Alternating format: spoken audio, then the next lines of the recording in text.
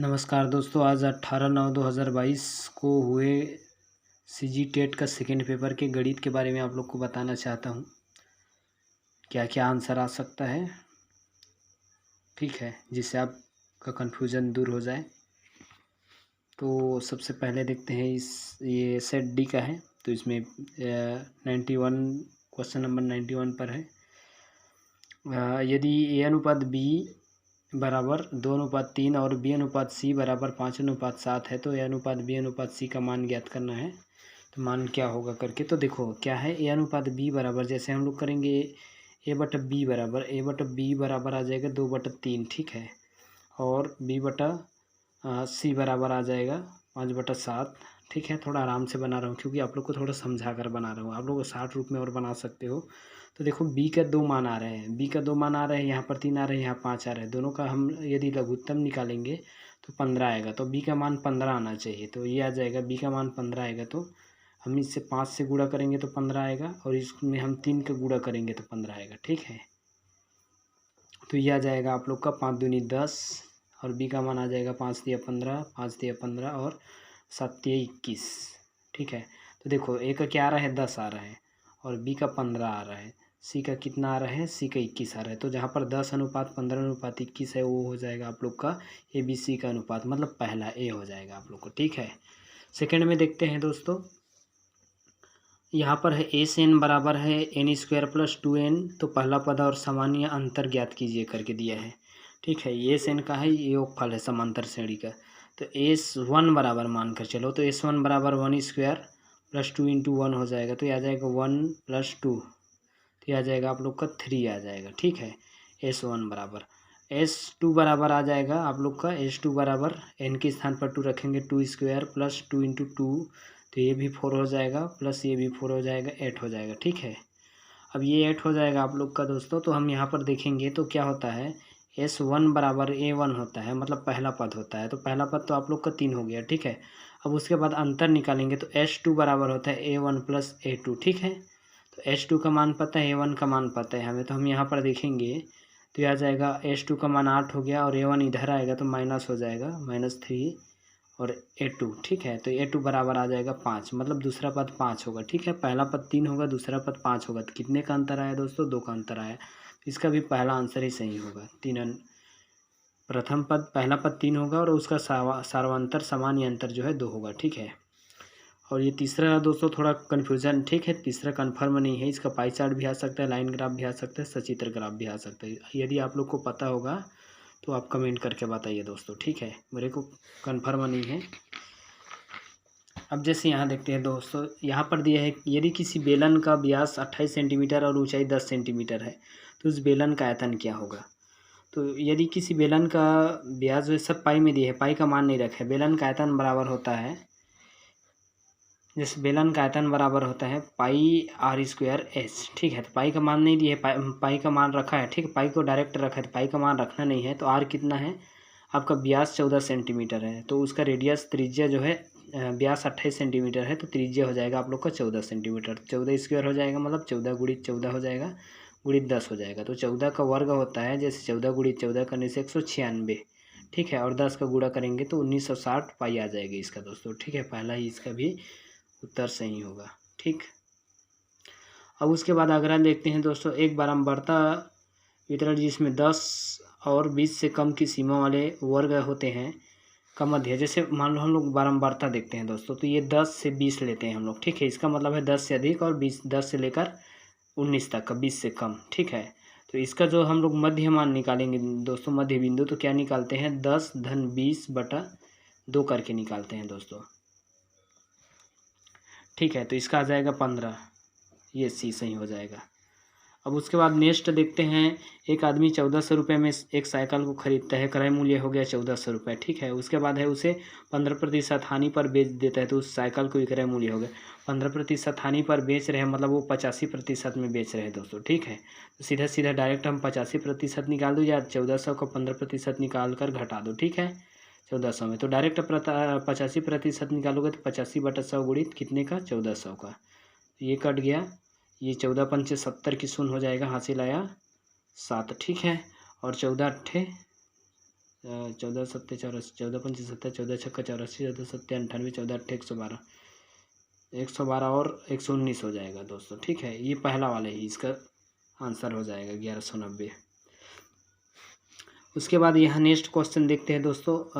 यहाँ पर दिया है एक घनाभ के आकार का क्षेत्र, आकार का, ये क्वेश्चन मिस्टेक हुआ है यहाँ पर देखो इंग्लिश में। Find the base area, base मतलब होता है आधार, base area cuboid whose volume and height are 900 cube metre. मतलब यहाँ पर दिया है ये आधार होना चाहिए था, ये आकार दिया है ये आधार होना चाहिए था, जिसका आयतन 900 घन मीटर है और ऊंचाई है 5 मीटर। तो देखो बेलन का घनाभ का आयतन बराबर होता है, घनाभ का आयतन होता है लंबाई गुणित चौड़ाई गुणित ऊंचाई होता है दोस्तों। ठीक है, तो यहाँ पर आधार क्या होगा, आधार क्या बनता है, आधार लंबाई और चौड़ाई बनता है। तो लंबाई और चौड़ाई का मान निकालना है, तो इसका मान दे दिए है, मैं ऊंचाई का मान दिए है 5 मीटर, तो डायरेक्ट हम इसको 5 से भाग देंगे 900 को, तो हमारा लंबाई और चौड़ाई का क्षेत्रफल निकल जाएगा, अर्थात आधार का क्षेत्रफल निकल जाएगा। ठीक है, तो 5 से भाग दोगे तो कितना आएगा, ये 5 से कम 5 आ जाए,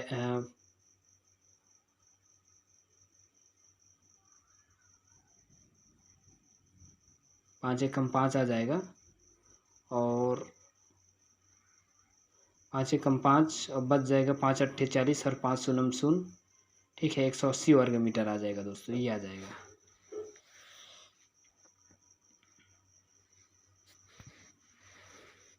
ठीक है, अब उसके बाद नेक्स्ट क्वेश्चन देखते हैं हम लोग। ये यहाँ पर देखो एक वृत्त जिसमें त्रिज्या खंड विभिन्न राशियों को निरूपित करता है कहलाता है पाई चार्ट। इसका ये पाई चार्ट आ जाएगा, त्रिज्या खंड को दर्शाता है। यहाँ पर दोस्तों अगला क्वेश्चन देख लो। जब आंकड़ों का वर्गीकरण स्थान या क्षेत्रों के अनुसार किया जाता है तो उसे कहते हैं, देखो स्थान और क्षेत्र के मतलब अलग अलग क्षेत्र है, अलग अलग स्थान है, तो उसको हम भौगोलिक बोलते हैं, तो भौगोलिक आ जाएगा इसका, भौगोलिक वर्गीकरण।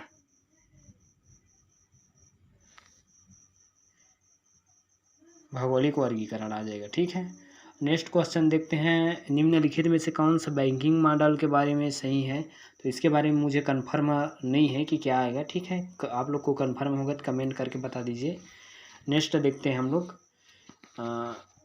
एक त्रिभुज का क्षेत्रफल ज्ञात कीजिए जिसका आधार 10 इंच और ऊंचाई 7 इंच है। तो त्रिभुज का क्षेत्रफल होता है 1/2 गुणित आधार गुणित ऊंचाई होता है। ठीक है, आधार गुणित ऊंचाई होता है, तो 1/2 गुणित आ जाएगा आप लोग का 10 गुणित 7 इंच, तो ये आ जाएगा, 2 से कटेगा तो 7 पंचे 35 इंच आ जाएगा दोस्तों। ठीक है, ये 35 इंच आ जाएगा। नेक्स्ट देखते हैं हम लोग। नेक्स्ट देखते हैं किसी त्रिभुज में विकर्ण की संख्या होती है। तो देखो दोस्तों त्रिभुज में विकर्ण उसको बोलते हैं जब दो शीर्ष जो है, दो शीर्ष को अंदर ही अंदर मिलाने पर बनता है, तो उसको हम विकर्ण बोलते हैं। तो इसमें देखो दोस्तों कोई भी शीर्ष ऐसा नहीं है कि अंदर ही अंदर मिला है, तो इसलिए इसमें 0 आ जाएगा दोस्तों। उसके बाद है यहाँ पर द्वितीयक डेटा पर प्राथमिक डेटा को प्राथमिकता दी जाती है, क्योंकि ये भी मेरे को कन्फर्म नहीं है। ठीक है, तो इसका आप लोग देख लेना। नेक्स्ट क्वेश्चन देखते हैं दोस्तों। यहाँ पर है करनी 3, जैसे यहाँ पर है 3 करनी 64 स्क्वायर है। ठीक है, तो यहाँ पर का मान ज्ञात करना है। ठीक है, तो यहाँ पर 3 करनी 64 स्क्वायर है ये, तो इसका तो आ जाएगा आप लोग का 4 आ जाएगा। ठीक है, 3 करनी 64 का जैसे क्यूब रूट देखेंगे तो 4 आएगा, तो 4 स्क्वायर होगा, तो 4 चौक 16 आ जाएगी इसका आंसर हो जाएगा आप लोग का 16। ठीक है, नेक्स्ट देखते हैं यहाँ पर कि निम्नांकित कथनों में समकोण त्रिभुज के लिए कौन सा सत्य नहीं है। कौन सा सत्य नहीं है, जैसे हम लोग यहाँ देखेंगे तीनों त्रिभुज कोणों का योग क्या होता है, 180 अंश होता है, ये सत्य है। जब कोण के जो है 90 अंश है, तो ये दोनों जो है शेष दोनों कोण जो है न्यून कोण होगा, ये भी सत्य है। अब यहाँ पर देखोगे जब ये 90 अंश है, तो ये दोनों कोणों का योग भी एल और जे का योग भी 90 अंश होना चाहिए, ये भी सत्य है। तो ये लास्ट है, दोनों का योग अधिक कोण होगा। ठीक है, अंकित कोण दिया है, अधिक कोण रहेगा, तो ये लास्ट वाला हमारा सही नहीं है, तो ये आंसर हो जाएगा कौन सा सत्य नहीं है के लिए। ठीक है, नेक्स्ट देखते हैं यहाँ पर। एक साइकिल सवार 2 घंटे में 10 किलोमीटर प्रति घंटा और 1 घंटे में 13 किलोमीटर प्रति घंटा की चाल से चलता है। तो यहाँ पर देखो दोस्तों 2 घंटे में 10 किलोमीटर चलेगा, तो 1 घंटा में वो 5 किलोमीटर चला। ठीक है, 1 घंटा में कितना किलोमीटर चला, 5 किलोमीटर। उसी तरह से 1 घंटे में 13 किलोमीटर चलता है, तो हम इसका औसत निकालेंगे तो 1 घंटे में 5 किलोमीटर चल रहा है और इसमें 1 घंटा में 13, तो 5 धन 13 हो जाएगा और बटा हो जाएगा 2। ठीक है, 1 घंटा किसका, 1 घंटा की इसका। ठीक है, तो ये आ जाएगा 18/2 मतलब 9 किलोमीटर प्रति घंटा हो जाएगा दोस्तों। ये बी आप लोग का आंसर सही हो जाएगा। नेक्स्ट देखते हैं यहाँ पर। अब यहाँ देखो इसमें निम्न में से जैसे दिया है कि डी ए लंब ए बी, सी बी लंब ए बी और ए सी बराबर बी डी है। ठीक है, तो निम्न में से कौन सा कथन सत्य है, तो हम यहाँ पर देखेंगे दोस्तों। तो त्रिभुज कौन कौन सा त्रिभुज बन रहा है, ए बी सी बन रहा है, त्रिभुज ए बी सी बन रहा है। और त्रिभुज जैसे देखते हैं त्रिभुज ए बी सी और त्रिभुज ए बी डी बन रहे हैं दोस्तों। ठीक है, तो हम इसमें देखेंगे त्रिभुज ए बी सी में एक समकोण है। ठीक है, और इसमें बी समकोण है, मतलब एक असंगत बी हो गई, इतना ध्यान रखना। ठीक है, अब यहाँ पर देखेंगे एक चीज़ और दी है, यहाँ देखो ऊपर में ए सी बराबर दिया है बी डी, मतलब देखो यहाँ पर ए का संगत बी होगा और सी का संगत डी होगा, तो ए का संगत बी हो जाएगा। ठीक है, बी का संगत ए होगा, तो यहाँ पर इसके आधार पर क्या होना चाहिए, त्रिभुज ए बी सी है। ठीक है, सर्वांग समतल तब होगा तो ए का संगत बी होना चाहिए, तो ए का संगत बी लेंगे और फिर बी आ गया। ठीक है, बी आ गया तो बी का जो संगत होगा वो ए होना चाहिए, तो बी का संगत ए हो गया और सी का संगत डी, तो ये वाला आप लोग का सही हो जाएगा दोस्तों, पहला वाला। ठीक है, उसके बाद नेक्स्ट क्वेश्चन है, एक घन का पृष्ठ क्षेत्रफल ज्ञात कीजिए जिसकी एक भुजा जो है 15 सेंटीमीटर है। ठीक है, पृष्ठीय क्षेत्रफल ज्ञात करना है घन का, तो पृष्ठीय क्षेत्रफल बराबर होता है 6 गुणित भुजा घात 2 होता है। ठीक है, 6 गुणित भुजा घात 2, तो यहाँ पर हो जाएगा 6 गुणित 15 घात 2 हो जाएगा, तो 15 का 225 होगा, 225 गुणित 6 करेंगे हम लोग, तो 225 गुणित 6 करेंगे तो यह आ जाएगा आप लोग का 1350 आ जाएगा। 6 पंच 30 की 0, 6 दूनी 12 और 1, 12 3 15 की 5, हासिला 1, 6 दूनी 12 और 1 13, 1350 आएगा, 1350 वर्ग सेंटीमीटर आएगा ये दोस्तों। नेक्स्ट क्वेश्चन देखते हैं, कौन से दो कोण पूरक नहीं है, पूरक नहीं मतलब दोनों का योग जो है 180 अंश आना चाहिए। तो पहला देखते हैं कि दोनों का योग जो है पूरक मतलब दोनों का योग 180 अंश आना चाहिए, पहला 180 अंश है। दूसरा देखेंगे 175 5 180, तीसरा भी 180 है। चौथा में देखो दोस्तों, चौथा में 200 आ रहा है, तो ये पूरक कोण नहीं होगा। ठीक है, दो पूरक कोण नहीं होगा। नेक्स्ट क्वेश्चन देखते हैं, किसी शहर की जनसंख्या जो है 1,25,000 है और वहाँ 2% प्रति वर्ष दर से बढ़ रहे हैं, तो 3 साल बाद, तो हम दोस्तों यहाँ पर मैं निकाल दिया हूँ, पहले से कोई निकाल दिए हैं। यहाँ पर देखो ये आ जाएगा P into 1 plus R upon, ये दर है ना, there R upon 100 power n हो जाएगी, n मतलब वर्ष, तो ये आ जाएगा आप लोग का इसमें मान रख कर निकालोगे तो आप लोग का आ जाएगा ये 1,32,651 ऐसे कुछ आएगा। यहाँ पर निकाला है, यहाँ पर निकाला है, यहाँ पर गुणा किया है 1,32,651, तो ये वाला आप लोग का सही हो जाएगा। ठीक है, तो सूत्र से मान निकाल सकते हो आप लोग। नेक्स्ट देखते हैं, तो नेक्स्ट में देखो दोस्तों यहाँ पर दिए है x बराबर 1, y बराबर 2 और z बराबर -3 है। तो यहाँ पर जो क्वेश्चन दिया हुआ है उसका मान ज्ञात करना है, तो यह आ जाएगा 2 इंटू 1/3 इंटू 2 हो जाएगा, मतलब x के स्थान पर 1 ले लिए, -5 इंटू 1/2 इंटू 2 हो जाएगा।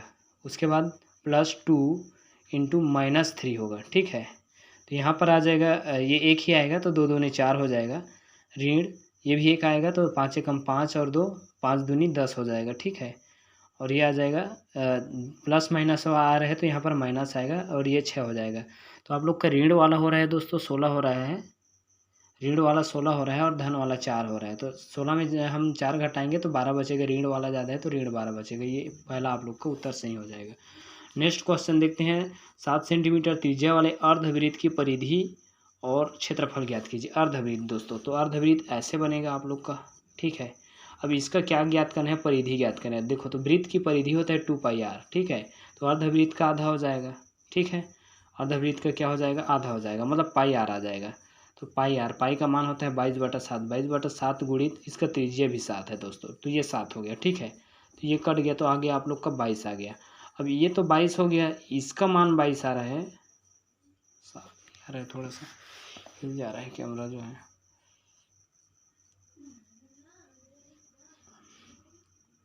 जैसे देखते हैं इसका मान 22 आ रहा है, ठीक है, इसका मान 22 आ रहा है। ठीक, अब यहाँ से देखो, यहाँ तक 7 है, 22/7 कितना हो गया, 29 हो गया, और यहाँ तक, यहाँ से यहाँ तक 7 है तो 29/7 कितना हो गया, 36 हो गया। तो ये आ जाएगा आप लोग का 36 सेंटीमीटर। अब देखते हैं उसका क्षेत्रफल, देखते हैं दोस्तों। तो क्षेत्रफल क्या होगा, पाई आर स्क्वायर होगा। ठीक है, वृत्त का क्षेत्रफल पाई आर स्क्वायर, तो उसका आधा आधा होगा, तो हम पाई आर स्क्वायर निकालेंगे।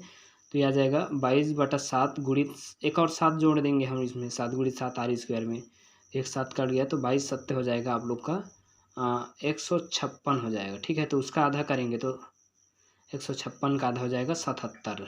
ठीक है, 77 वर्ग।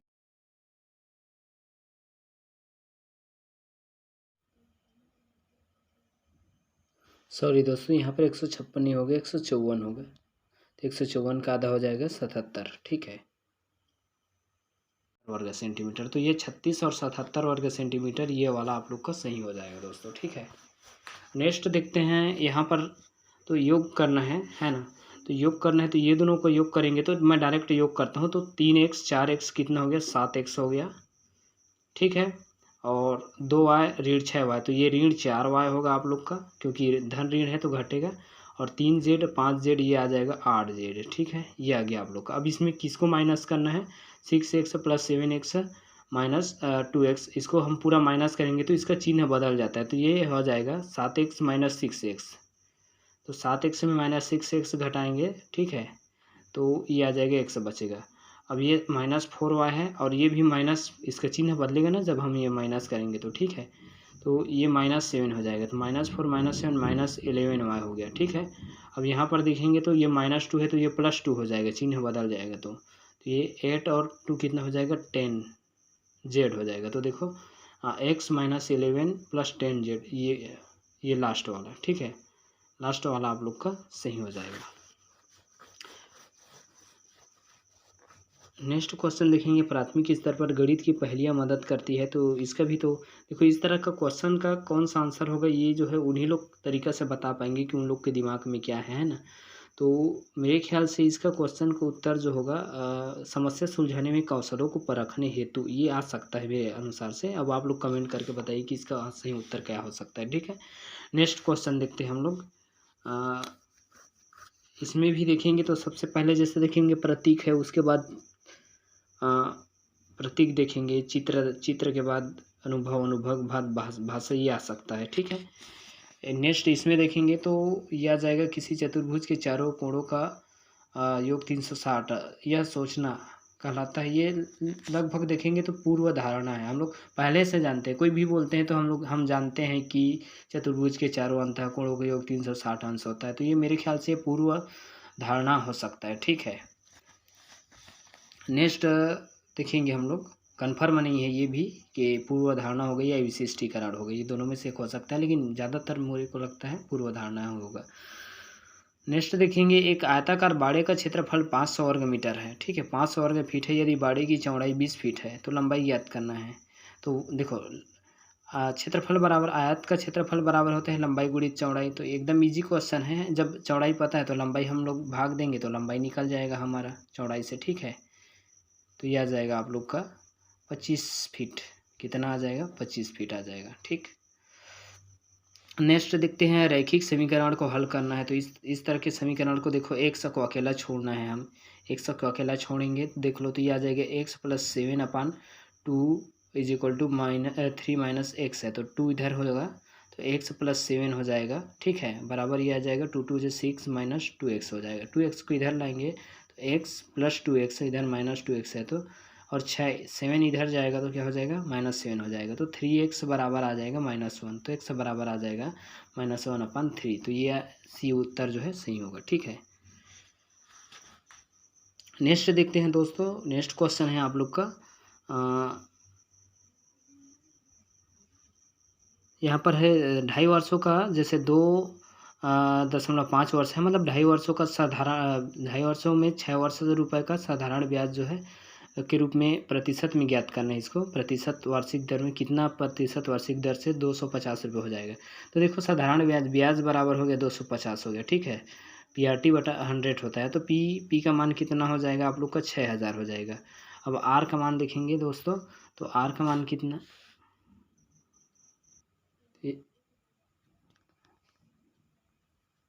तो ये आ जाएगा P/R/T होता है बटा 100 होता है। तो हम यहाँ पर देखेंगे P 6000 है, आर ज्ञात करना है। और टाइम देखो, टाइम यहाँ पर क्या दिए है, 2.5 वर्ष दिए, 2.5 दिए। हम वर्ष में बदलेंगे, भिन्न में बदलेंगे तो क्या आ जाएगा, ये जो है 2.5 वर्ष मतलब 2 से ही 1/2, ठीक है। 5/2 आएगा, तो ये 5 ऊपर हो जाएगा, ठीक है, और 2 नीचे हो जाएगा।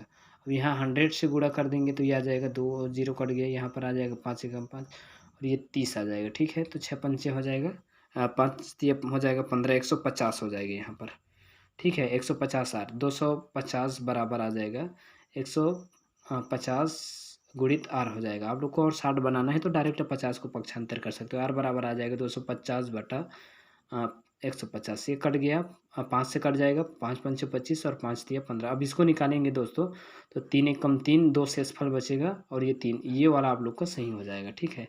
तो प्रतिशत में 1 सही 2/3, तो ये बी आप लोग का सही हो जाएगा, 1 सही 2/3। अब नेक्स्ट क्वेश्चन देखते हैं दोस्तों।